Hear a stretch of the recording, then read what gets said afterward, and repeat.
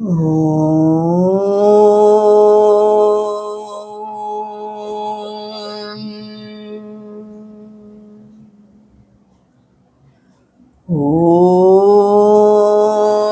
நம சிவாய. ஓம் அகஸ்தீஸ்வராய நமஹ. நம சிவாய. நாம் அகத்தில் ஈசனை காண்க என்ற தலைப்பின் கீழ் வரும் சித்தர் பாடல்களை பார்த்து கொண்டிருக்கிறோம். அதன் அடிப்படையில் அகப்பே சித்தரின் பாடல்களை பார்த்து கொண்டிருக்கிறோம். மேலும் அவரின் சில பாடல்களை இந்த வீடியோவில் காண்போம்.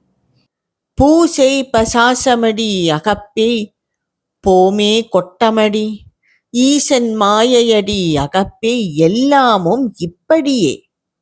அவர் ஈசனையே மாயை என்று கூறிவிட்டார் அகப்பே சித்தர்.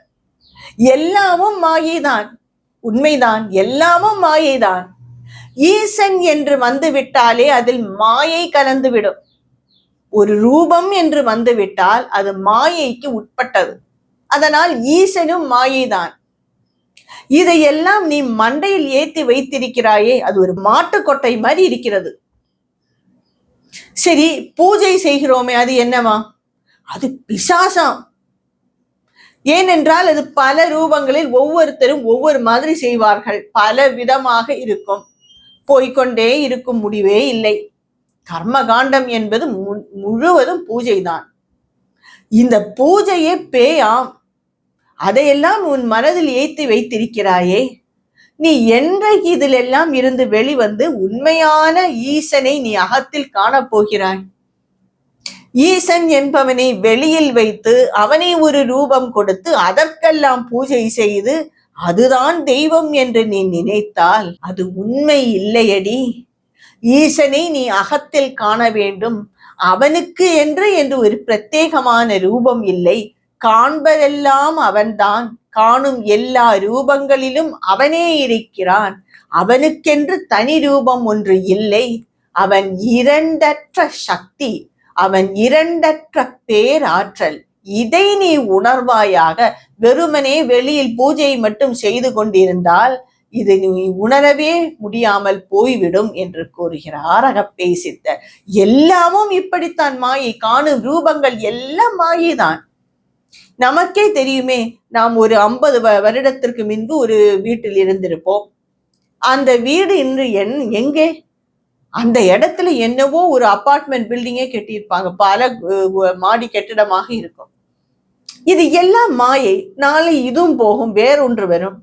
எல்லாமே மாயைக்கு உட்பட்டது. அதனால் நீ இது எல்லாம் காண்பது எல்லாம் உண்மை என்று நம்பி விடாதே. வெளியிலே வைத்து பூஜை செய்வது, வெளியிலே ஒரு உருவம்தான், அதுதான் பகவான், அதுதான் இறைவன் என்று நினைப்பது எல்லாமே மாயைதான். ஈசன் என்று வந்து விட்டால், அதாவது ஒரு ரூபம் என்று நீ எடுத்துக்கொண்டாலே அது மாயைக்கு உட்பட்டதுதான். அதுபோல்தான் காணும் எல்லாமே மாயைக்குட்பட்டது. ஈசன் என்பவன் அகத்திலே உறைந்திருக்கிறான். அவன் என்றுமே அழியாத சக்தி என்று கூறுகிறார் அகப்பே சித்தர். இந்த சித்தர்களுக்கு தான் இவ்வளவு ஒரு தைரியம் வரும். ஈசன் மாயை என்று கூறும் அளவுக்கு அவர்கள் ஈசனை உணர்ந்திருக்கிறார்கள். தத்துவர் தெய்வமடி அகப்பே சதாசிவம் ஆனதடி, மற்றுள்ள தெய்வமெல்லாம் அகப்பை மாயை வடிவாமே. சரி, உண்மையான தெய்வம் என்பது என்ன? தத்துவம். அந்த இறை நிலை, அந்த தத்துவத்தால் நாம் உணரப்போவது, உணர்ந்து கொண்டிருப்பது, இது மட்டும்தான் தெய்வம். காணும் உருவங்கள் எல்லாம் ஏதேதோ பலவாறாக கூறுகிறார்கள். பல ரூபம் என்று வந்துவிட்டால் அதற்கு ஒரு நாமம் என்று வரும். இப்படி பல ரூபங்கள் இருக்கிறது. இறைவன் ஒன்று என்றால் எவ்வாறாக பலவாக அது பிரிய முடியும்? எத்தனையோ தெய்வங்கள் இருக்கிறது, இன்னும் வந்து கொண்டே இருக்கிறது. தெய்வங்கள் பலவாறாக பேசிக்கொண்டே இருக்கிறார்கள். கொஞ்சம் காலத்திற்கு முன்பு, அதாவது ஒரு 200-300 காலத்தில் எல்லாம், அதாவது கலிகம் என்று வைத்துக் கொள்வோமே, அதில் தான் இந்த சரபேஸ்வரர், பிரத்யங்கரா தேவி என்பதெல்லாம் பலவாறாக வழிபடுகிறார்கள். முன்பு காலத்தில் இது எல்லாம் இல்லை. இது போல பலவாக ரூபங்களும் அந்த சக்திகளும் ஒவ்வொருவரும் அவர்களுக்கு ஏற்றவாறு அந்த ஒரு கல்ட் என்று கூறுவார்கள், அவர்களுக்கு ஏற்றவாறு வைத்துக் கொள்கிறார்கள். ஆனால் இது எல்லாமே மாயை என்று கூறுகிறார் அகப்பை சித்தர். மற்றுள்ள தெய்வம் எல்லாம் அகப்பை மனமே, மாயை வடிவாமே.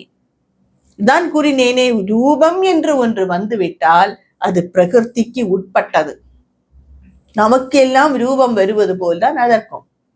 அதனால் அது மாயைக்கு உட்பட்டது என்று கூறுகிறார். தத்துவம் தான் தெய்வம், உண்மையான தெய்வம் என்பது தத்துவம் தான். அது சதாசிவமானதடி. அந்த தத்துவம் என்றால் என்ன என்றால், அந்த சிவன் என்பது, அந்த தெய்வம் என்பது முழுமையான ஆனந்த நிலை.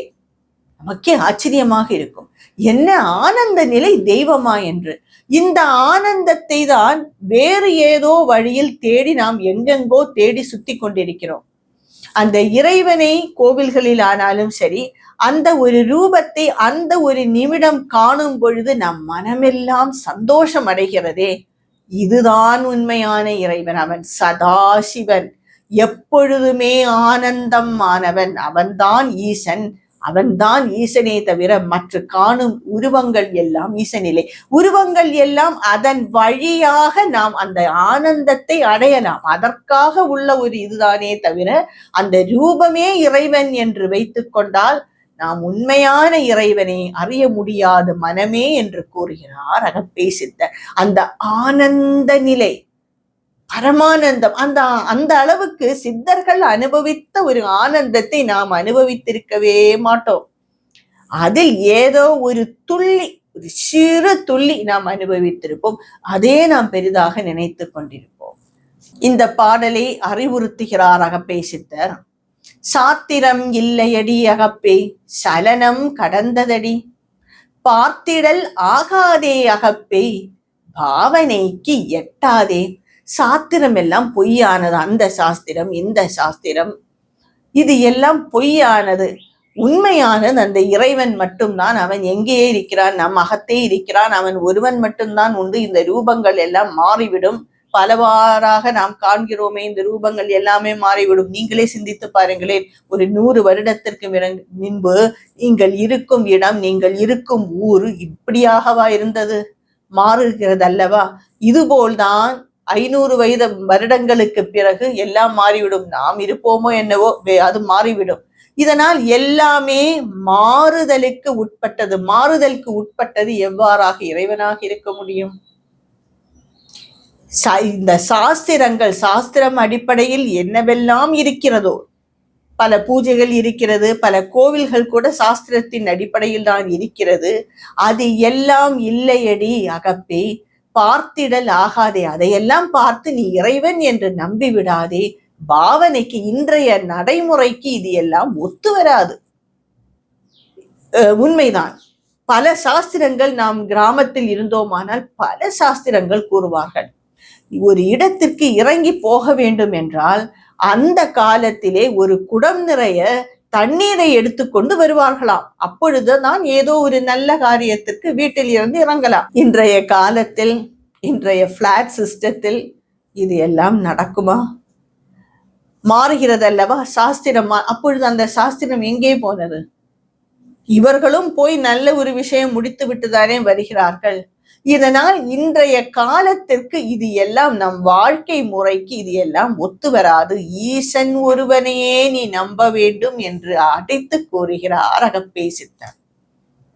தன்னை அறிய வேணும் அகப்பே, சாராமற் சார வேணும், பின்னை அறிவதெல்லாம் அகப்பே, பேயறிவாகுமடி. உண்மை அறிவானது என்பது அந்த ஈசனை அறிவது மட்டும்தான். இதே தான் உபனிஷத்துக்களில் கூறுகிறார்கள், பராவித்யா அபராவித்யா என்று.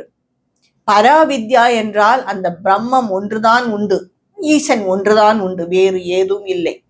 இதை பற்றி அறிவதே, படிப்பது, அறிவது, அதை பழகுவதுதான் பராவித்யா. அபராவித்யா என்றால் மற்றது எல்லாம். ஏனென்றால் அது எல்லாம் அழிவுக்கு உட்பட்டது. இந்த ஏஐ என்று ஒன்று வந்திருக்கிறது, அது நம்மையும் குழப்பி அதுவும் குழம்பி போயிருக்கிறது. இது எல்லாம் நிலைத்திருக்க போகிறதா? இல்லை. கொஞ்சம் காலம் முன்பு வந்தது எல்லாம் நிலைத்திருந்ததா? இல்லை. இந்த கம்ப்யூட்டர் ஃபீல்ட் என்று எடுத்துக்கொண்டால் எத்தனையோ லாங்குவேஜஸ் இருந்தது. அது எல்லாமே இன்று பாழாய் போய்விட்டது. இப்பொழுது ஏஐக்கு சம்பந்தப்பட்டதுதான் பெரிதாகி இருக்கிறது. அதற்கென்றே புதிதாக பல லாங்குவேஜஸ் வந்திருக்கிறது. இதுவும் கொஞ்சம் நாள் கழிந்து போய்விடும். இது எதை பற்றி நாம் படித்தாலும் அதற்காக நாம் மனதையும் பணத்தையும் நேரத்தையும் செலவழித்தாலும் இது எல்லாம் பேயறிவு என்று கூறுகிறார். மற்றதெல்லாம் என்னவாம்? பேயறிவாம். மாறுதற்கு உட்பட்டது, பேயறிவாம். என்ன? ஏஐ பற்றி படிப்பது, ஸ்பேஸ் டெக்னாலஜி, என்ஜினியரிங், மெடிசின், இது எல்லாம் பேயறிவு என்று கூறுகிறார் அகப்பேசித்தர். உண்மைதான். வியாதிகள் மாறிக்கொண்டே வருகிறது. ஒரு சிகிச்சை என்பது இருக்கிறதா? இல்லை. ஒவ்வொருவரும் ஒரே வியாதிக்கு பலவாறாக அதை நோயை குணப்படுத்துகிறார்கள். இது எல்லாமே பேயறிவுதான். உனக்கு நல்லது உன்னை பற்றி நீ உணர வேண்டும். தன்னை அறிய வேண்டும். மனமே, நீ யாரென்று அறிய வேண்டும். நாம் நினைத்திருப்போம் நாம் காணும் ரூபம்தான் நான். நமக்குள்ள தகுதிகள், நமக்குள்ள குடும்ப சூழ்நிலைகளில் பொறுத்தது, நம்முடைய கல்விக்கேற்ற வேலை, இது எல்லாம் தான் நான் என்று. ஏனென்றால் யார் நீ என்று கேட்டால் உடனே நாம் அப்படித்தானே நம்மை அடையாளப்படுத்திக் கொள்வோம். நான் இங்கு வேலை செய்கிறேன், நான் இவருடைய புதல்வி என்றுதான் நம்மை அடையாளப்படுத்திக் கொள்வோம். இது எல்லாமே இந்த உடம்பையும் இந்த மனதையும் இந்த புத்தியையும் அடையாளப்படுத்திக் கொள்வதே தவிர உண்மையான நான் என்பதை நாம் அறியவே இல்லை. ரமண மகர்ஷி கூட கூறுவாராம், நீ யார்? நம்ம ஒரு பெயரை சொல்வோம், என் பெயர் இது என்று கூறுவோம். அது உன் பெயர். நீ யார்? நான் இவ்வாருடைய புதல்வி. அது நீ உன் சொந்தத்தை பொறுத்தது. நீ யார்? இப்படி கேட்டுக்கொண்டே இருப்பார். ஒரு தருணத்தில் நமக்கு பதில் இல்லாமல் போகும். அதுதான் நான். நான் என்பதற்கு தனிப்படையான ஒரு அடையாளம் இல்லை. அது இரண்டற்ற பேராற்றல். அதுதான் இறைவன், அதுதான் மனிதன், அதுதான் காணும் எல்லாமே. அந்த ரூபங்களிலும் மனநிலும் புத்தி நிலையிலும் தான் இந்த வேறுபாடுகளே தவிர அந்த உண்மையான ஈசனில், உண்மையான ஆத்மாவில், உண்மையான நானில் எந்த வித்தியாசமும் வேறுபாடுகளும் இல்லை என்று கூறுகிறார் இந்த மனதுக்கு அகப்பேசித்தர்.